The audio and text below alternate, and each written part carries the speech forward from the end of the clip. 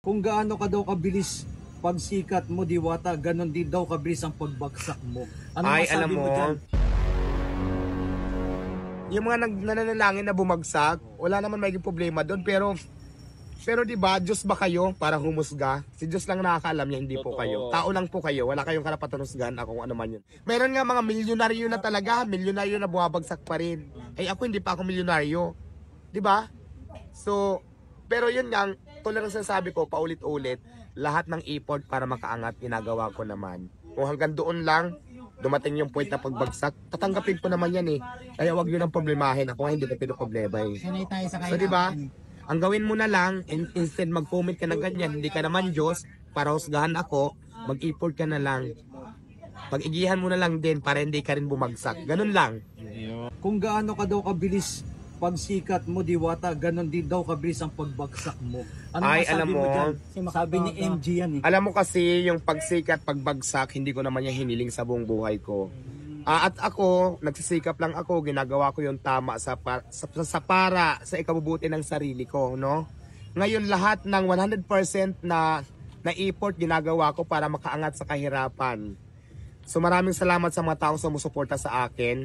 Ngayon, kung dumating man sa point na mangyari yung sinasabi nila na bumagsak ng madaling panahon, tatanggapin ko kasi lahat naman ng effort 110% pa nga yata yung binibigay ko para makaangat, ginagawa ko na ngayon.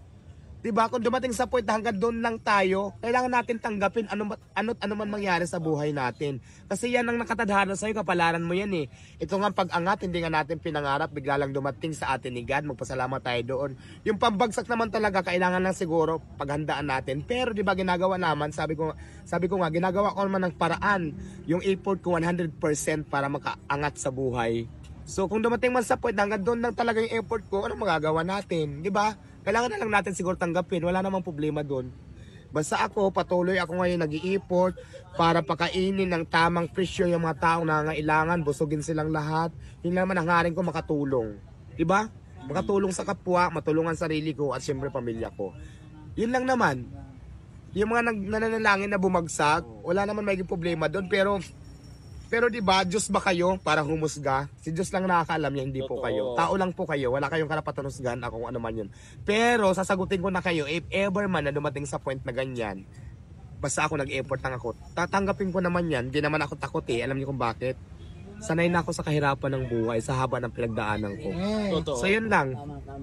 Yun Ano lang. masasabi mo sa mga nagbabasa sa'yo at patuloy talagang Alam mo, hindi ko alam kung ano ang intensyon nyo sa buhay yung mga bashers na yan. Kasi unang-una, wala naman akong ginagawang masama sa inyo. 'Di ba? Kayo lang naman yung gumagawa ng masama sa akin. Pero ganun pa man, pagdadasal ko kayo na sana magbago pa kayo. 'Di ba? Isipin nyo lagi kung ano man yung motibo nyo sa buhay nyo o motibo nyo sa buhay ng ibang tao. Kung alam nyo masama, huwag nyo nang ituloy. Kasi alam mong masama eh. Ba't mo pa itutuloy? So yan lang yan.